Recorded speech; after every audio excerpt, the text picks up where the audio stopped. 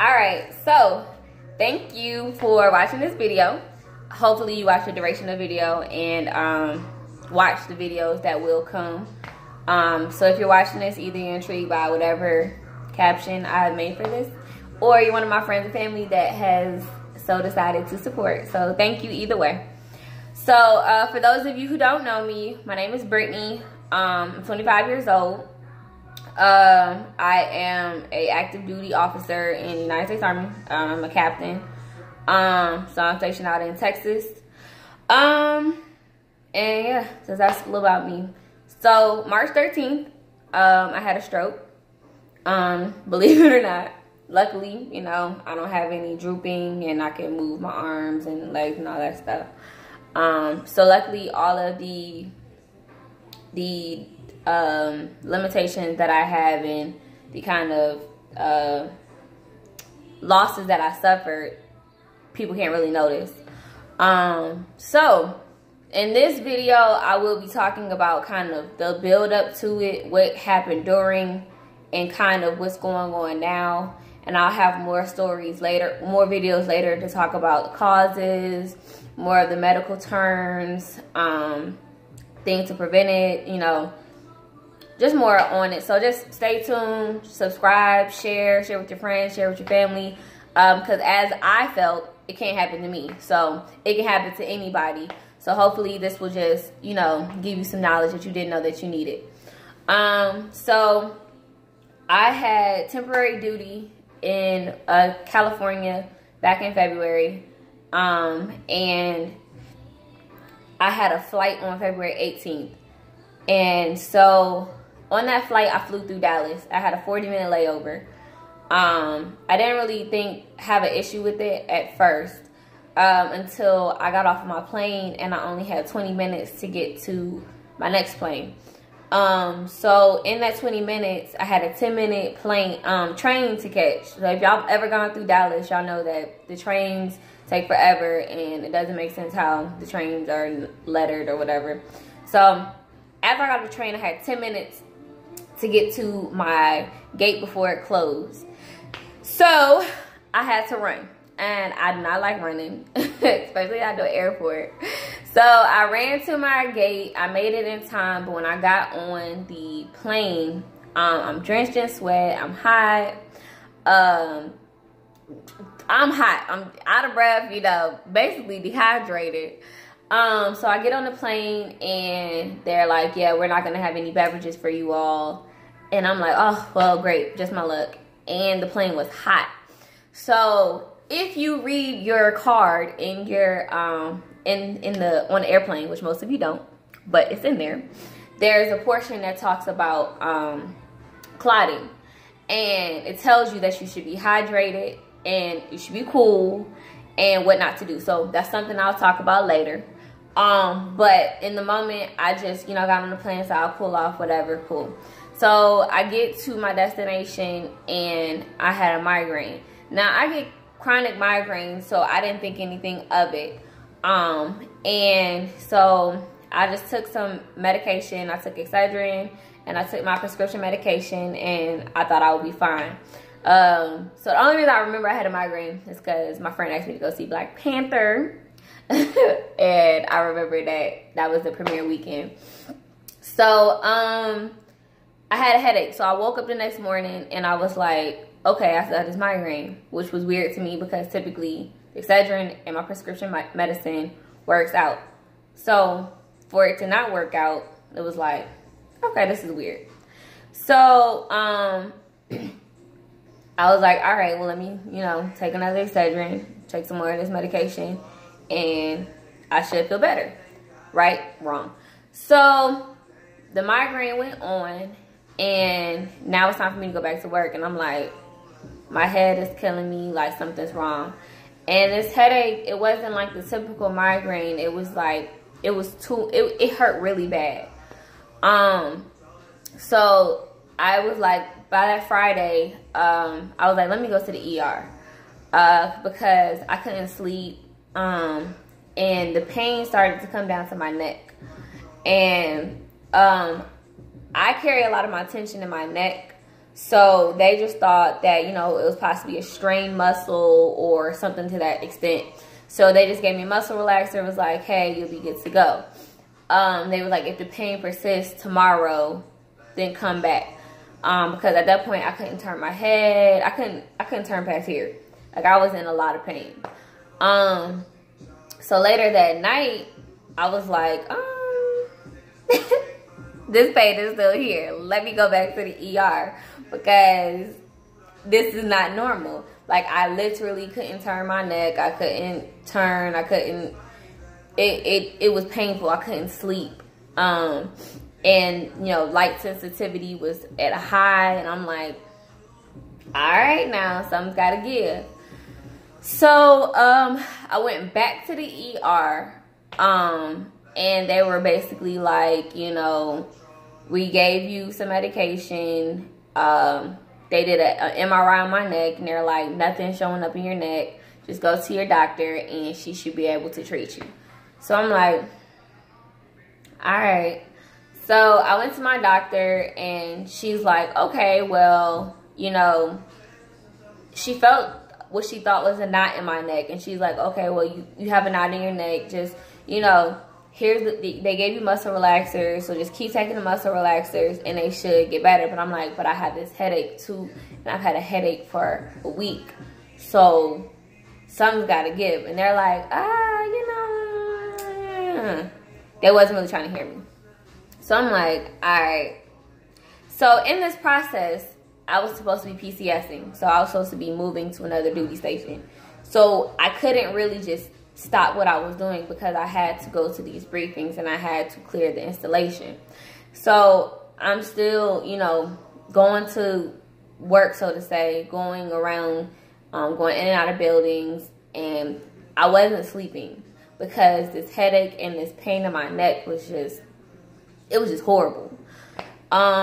So I'm just like, all right, I'm gonna try not to go back to the hospital. I'm gonna try to make it work. So every day I woke up, I still had this headache. So I'm like, all right, this is pretty bad. So that weekend, I just went on a limb of like, I'm gonna go to see T.D. Jakes this weekend because I'm a Christian and I'm a firm believer of God. Because without God, I wouldn't have survived. I know that for a fact. So I went to see T.D. Jakes, and his service was awesome. So I went down to the altar. And 3 different women, you know, 3 is a powerful number in the church. 3 different women came up to me and said, you're going to need strength and you're going to have a powerful testimony.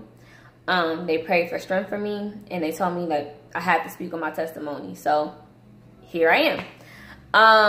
So I went back, drove back, and the whole time this drive to Dallas is 2.5 hours.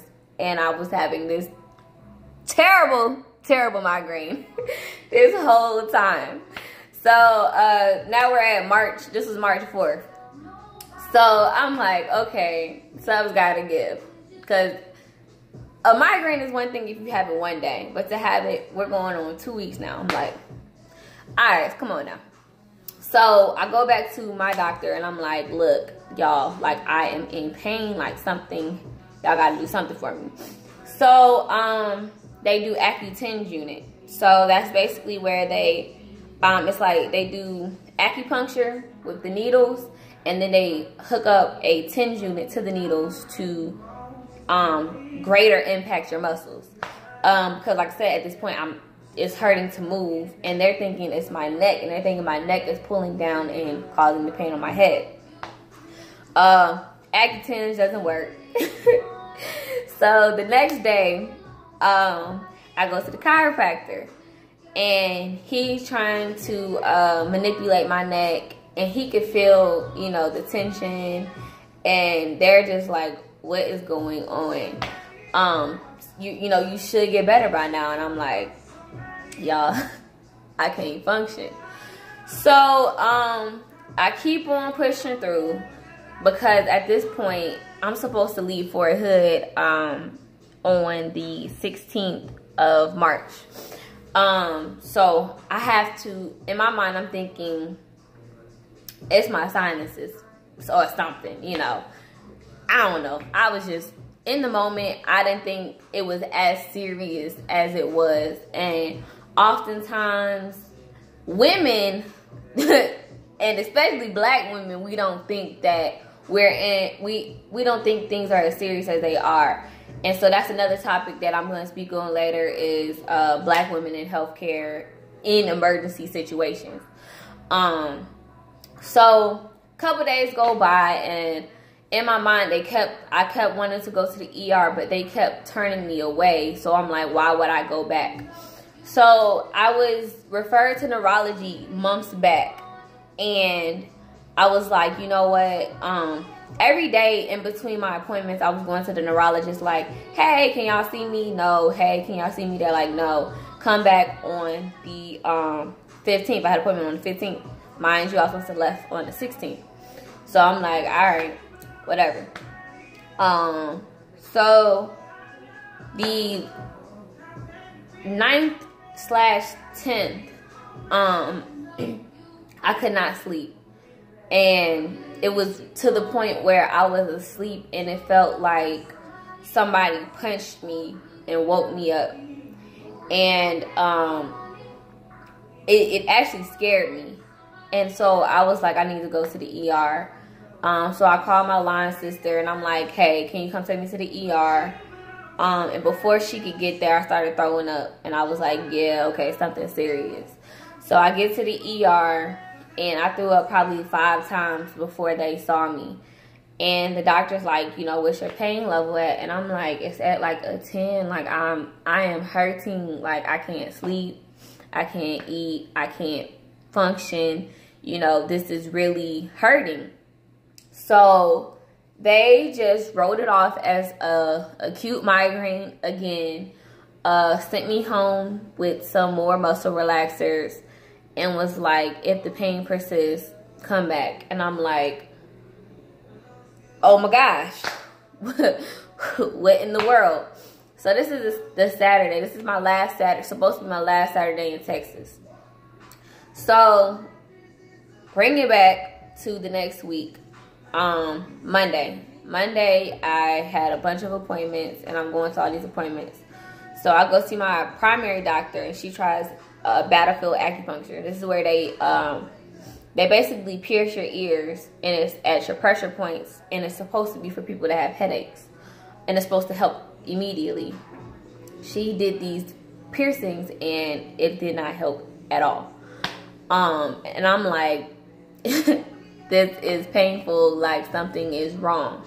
So on the 13th of March, I go back to the hospital because I had different appointments. And I went to the neurologist and I'm like, can you please see me? Like, can I please be seen? And the neurologist, the nurse at the, not the nurse, the lady at the front, receptionist. The receptionist at the front is just like, no, you can't be seen until the 15th. And I'm like, woman, I need to be seen now. And she's like, why? And I was like, I'm not going to make it to the 15th. Those are my exact words. I said, I'm not going to make it to the 15th. And she said, why do you feel that way? I said, I'm going to die. Now, I'm a very optimistic person. I know that there is power in your words. And I knew that in that moment I had so much pain. I knew that if I didn't get seen that day, that I wasn't going to make it. I didn't know what was going on again, mind you. I just was having these migraines. And the woman told me, well, we can't see you, so go to the ER. Oh, and mind you, every time I went to the ER, they saw that I had a consultation for neurology, so they told me to go to the neurologist. So every time I went to the neurologist, they told me to go to the ER. So, that's that. So I'm at this point, I'm done. I'm like, you know what? This is it. So I go and I complain to patient advocate, and the lady, she went and fought for me, and she explained later on, she said she didn't want to scare me, but she told me, she said my face was deformed.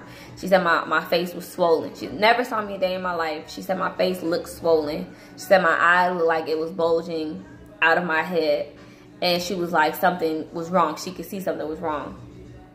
So they put a note in to admit me if I came back to the ER. Neurologist did, but they said they wouldn't see me.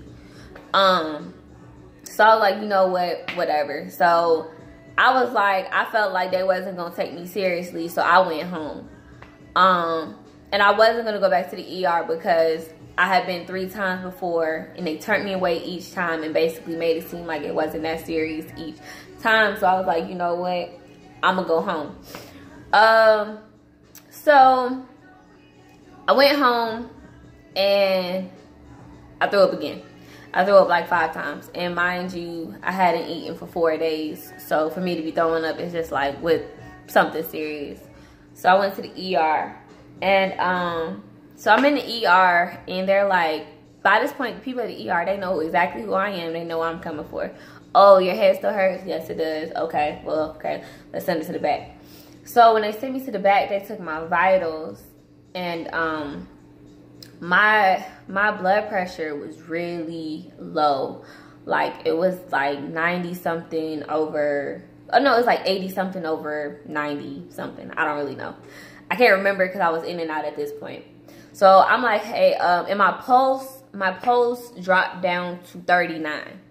So they turned the monitor, they kept turning the beepers, the alarms off, because once your pulse drops past 50, it's supposed to have an alarm. But they turned mine off because they were like, oh, you're athletic, so your pulse is low. And I'm just like, nah, something's wrong. But mind you, they just kept on doing what they was doing. So I was in the ER, and they kept trying to, you know, give me the medications, and I'm like, the medications aren't working. My head is killing me. Y'all have to do something else. But look at my file. They told me that y'all need to admit me.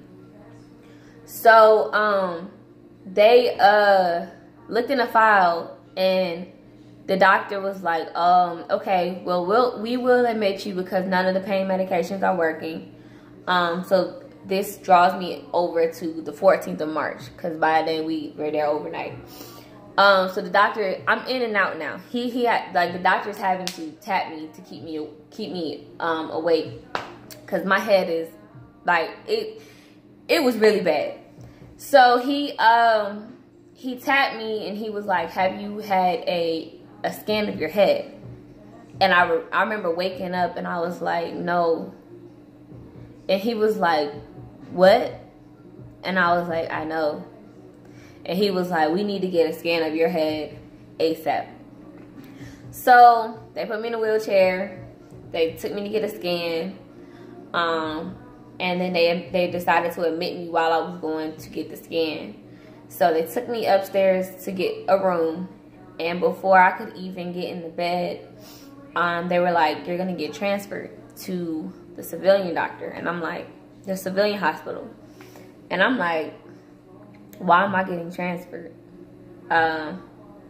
Because transferring to me means either something's wrong or y'all can't do y'all job. And the doctor was like, the nurse was like, oh, your brain is bleeding. And I was like, oh. So all this time, this whole month, basically, my brain had been bleeding, and y'all just thought it was a headache. Cool.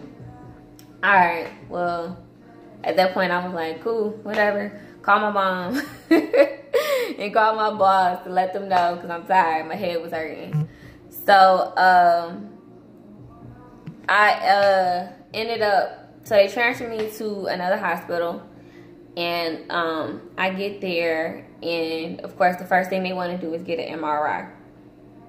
So I get there, you know, my family rushes in, all my line sisters, my sorority, they came in deep. Boy, I love me some Delta Sigma Theta Sorority Incorporated.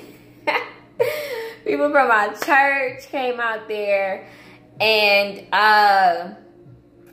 they, you know, we're waiting on the results to come back. So when the results come back, by then I have a team now. I have a team of doctors, and I'm in ICU. So I have a team of doctors, and one of them was, I had a neurologist, well, neurosurgeon, I had a stroke specialist, I had ophthalmologist, I had a hematologist. I had a lot of doctors, and my neurologist was like, wow. When she read my MRI, she said, wow. And I'm like, what? And she was like, you're lucky to be alive. And I'm like, what do you mean? And she's like, this is the biggest clot I've seen on a patient. And I'm like, what? And she's like, half of your brain was clotted. It is clotted. Not was. Is clotted. Half of your brain is clotted. So she's like, we're going to have to put you on heparin right now. And I'm just like, okay. So then she's like, and so then the stroke specialist come in and said, we've also observed that you've had a stroke in your frontal lobe. So by then, you know, occupational therapists come in, a bunch of people have come in, and they're like, oh, you know, making sure that I'm moving. And I'm moving up fine, talking, whatever, woo, woo, cool. So I was in the hospital for about a week and a half. They moved me out of ICU and just, you know, was monitoring me. But long story short, the whole left side of my brain was clotted, to include my neck. So the entire time when they were thinking there was a clot, a knot in my neck, it was really clottage. It was clotting. And so my doctor explained that at any point I could have died. Like driving, me, you know, leaving out of my house while I slept, anything. And especially for me to have been be on my way to driving to Virginia, she was like, you wouldn't have made that trip. She's like, you would have died halfway there. So I am blessed because I am here. I'm alive. I still have some stuff, you know, that I'm on my road to recovery. But I'm thankful for that. I'm thankful for the team at Scott and White. Because they definitely, you know, they knew exactly what to do, and they helped get me to where I'm at now. So the way ahead, I'm in therapy I'm in therapy almost every day. Right now I'm in a Warrior Transition Unit. So that's a great thing. They allow me time to go to my appointments. My balance has been affected. So it happened in March. It is now August, almost September. I still haven't been cleared to work out. My balance is still pretty bad. My speech has gotten better. Before, my speech was pretty slow, and I was having trouble with my words, but my speech has gotten a lot better. So now I have problems with reading and writing, but it's going to get better. So I have aphasia. So in another video, I will speak on aphasia, exactly what that is, and you know, how you can recover from that. My memory is trash. My memory is trash. My short-term memory, that is. Long-term memory, I'm great with everything before the stroke and like stuff years ago. I'm good with that, but short-term memory, trash. My bladder and my stomach kind of reset. So I eat like once a day. So my doctors are trying to, you know, work on that. So that's, you know, stuff that happens with your brain, you know, organs will kind of reset. So when I first got out of the hospital, I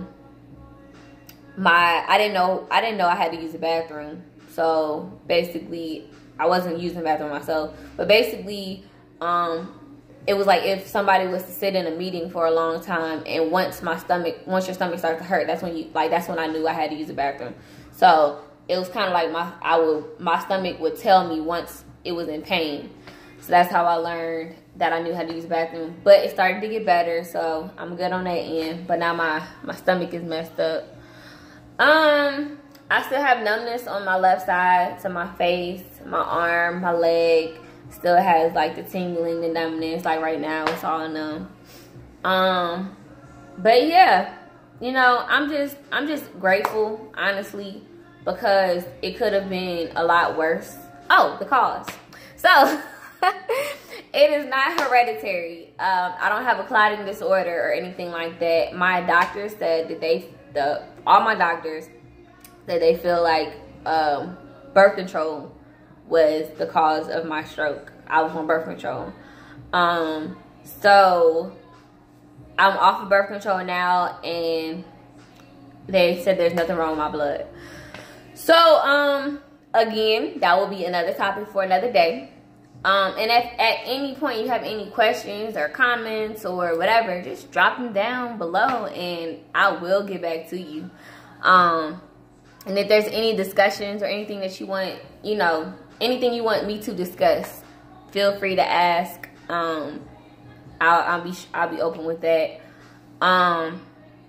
But yeah, I just, you know, I'm looking forward to this full recovery.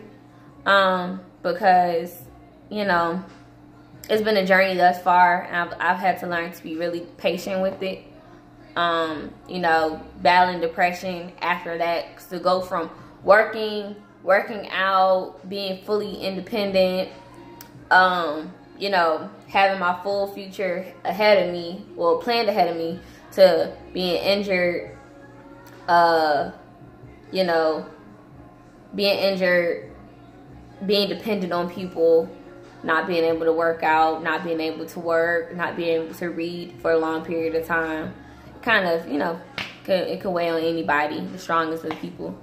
But this is a long video. It's longer than what I intended. So hopefully you stayed for the whole thing. If you didn't, oh well. But I will be doing more videos like this in the future. So again, thank you for supporting me. Thank you for watching, and take care.